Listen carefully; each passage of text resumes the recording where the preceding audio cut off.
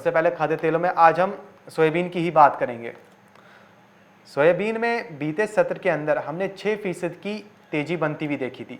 उससे पहले 3 दिन तक लगातार 6% के लोअर सर्किट लगते हुए नजर आए।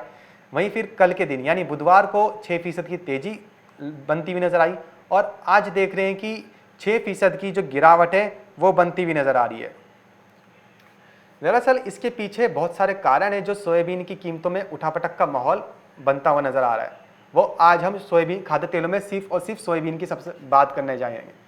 दरअसल सरकार, हम जैसे कि आप सबको हम पहले से ही बता चुके हैं कि जो सोयाबीन है वैश्विक स्तर पर सोयाबीन की काफ़ी किल्लत देखने को मिल रही है, क्योंकि सोयाबीन की जो मुख्य उत्पादक देश हैं विदेश में, जैसे कि बात करें अगर ब्राज़ील की, फॉर एग्जांपल अर्जेंटीना हुआ, वहाँ पर सोयाबीन की जो फसलें थीं वो कभी बारिश से तो कभी सूखे के कारण यानी कि तेज़ गर्मी से खराब हुई हैं, जिसका असर सोयाबीन की कीमतों पर, सोयाबीन के उत्पादन पर पड़ता हुआ नज़र आया था और सोयाबीन की जो प्रोडक्शन थी वो कम देखने को मिली है विदेशों से।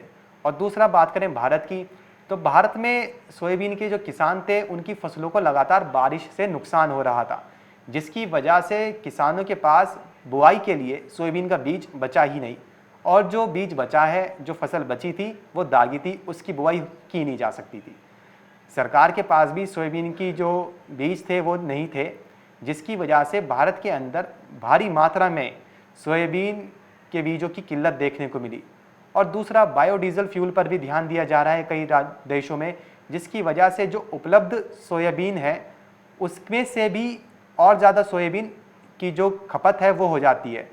तो यानी कि जो बचा हुआ है बाकी का रिमेनिंग सोयाबीन, उसका जो अमाउंट है, जो क्वांटिटी है वो और कम हो जाती है।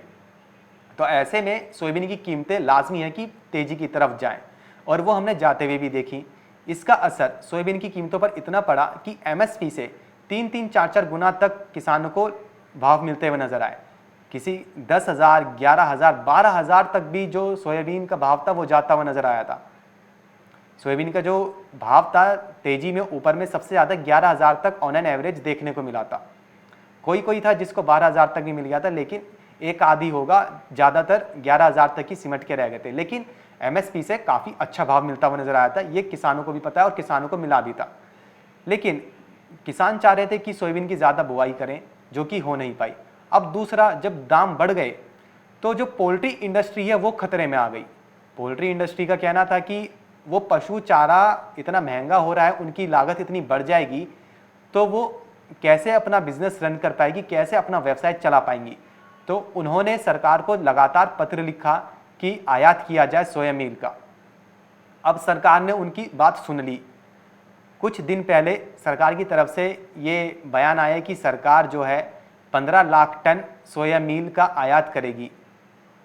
लेकिन एक सोचने वाली बात यह है कि जब पूरे विश्व में सोयाबीन की इतनी किल्लत है तो सरकार आयात कहां से करेगी, किस देश से करेगी? ना ही सरकार ने अभी तक जो सोया का इंपोर्ट करेगी, आयात करेगी, उसका कोई नोटिफिकेशन जारी किया है। तो अभी सरकार की तरफ से ही स्पष्ट नहीं है कि कहां से करेगी और कब तक करेगी।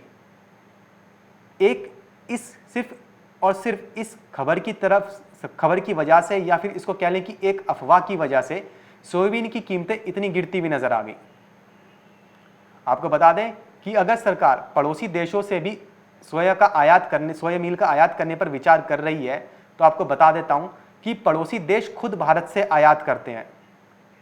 पड़ोसी देशों के अंदर इतना सोयाबीन का उत्पादन होता ही नहीं है कि वो अपनी पूर्ति कर पाए, वो खुद भारत से आयात करते हैं। तो वो सरकार वहां से क्या ही करेगी? बांग्लादेश सोया मील का आयात भारत से करता है, सरकार वहां से कर नहीं सकती। और अगर बात रही बड़े देशों की, जैसे कि ब्राज़ील हुआ और अर्जेंटीना हुआ, तो वहाँ से पहले अनुमति लेना, बातचीत करना सबसे पहले वहाँ पे विदेशों के अंदर, फिर अनुमति लेना, सौदे कितने होंगे, कब तक होंगे, कैसे होंगे, वो तय करना, फिर भारत के बंदरगाहों तक, पोर्ट तक कब तक पहुँचेंगे, उसमें कितना टाइम लगेगा, वो भी देखना होता है। तो इसमें भी काफ़ी वक्त लग सकता है। और अभी विदेशों से सोयाबीन या सोया मील का आयात करने का अभी ऐसा कोई निर्णय भी निकल के सामने नहीं आया है। बस यही एक खबर निकल के सामने आई थी कि सरकार सोया मील का आयात करेगी। लेकिन जो किसान है और जो व्यापारी है वो सरकार के इस फैसले से नाखुश नज़र आ रहे हैं। वो क्यों नज़र आ रहे हैं वो आपको बता देता हूँ। दरअसल अगर किसानों की तरफ से सरकार से ये सवाल उठ रहा है कि अगर सरकार को आयात करना ही था तो सरकार आयात तब कर लेती जब सोयाबीन की बुआई की बीजों के लिए किल्लत पड़ रही थी। सोयाबीन की बुआई में जब बीजों की किल्लत देखी जा रही थी तो सरकार तब कर लेती। जून जुलाई में जब बुआई हो रही थी तब सरकार अगर आयात करती तो बुआई भी अच्छी होती और किसानों को रेट भी अच्छा मिल रहा होता। लेकिन अब जब फसल आने वाली है और सोयाबीन की किल्लत है और किसानों को अच्छे दाम मिल रहे हैं, सरकार ऐसे टाइम पे ही क्यों आयात कर रही है? किसानों का अभी सरकार से ये सवाल उठ रहा है जिस पर सरकार ने अभी तक कोई स्पष्ट जवाब किसानों को नहीं दिया है। तो ऐसे समय में सरकार को भी किसानों का ध्यान रखना चाहिए और व्यापारियों का भी कि क्या सिर्फ पोल्ट्री उद्योग के लिए ये आयात किया जा रहा है या फिर उन किसानों के लिए भी किया जाना था जो जून जुलाई में सोयाबीन के बीज की किल्लत देखने को मिल रही थी। ये सवाल आप लोग के पास छोड़ के जा रहा हूँ।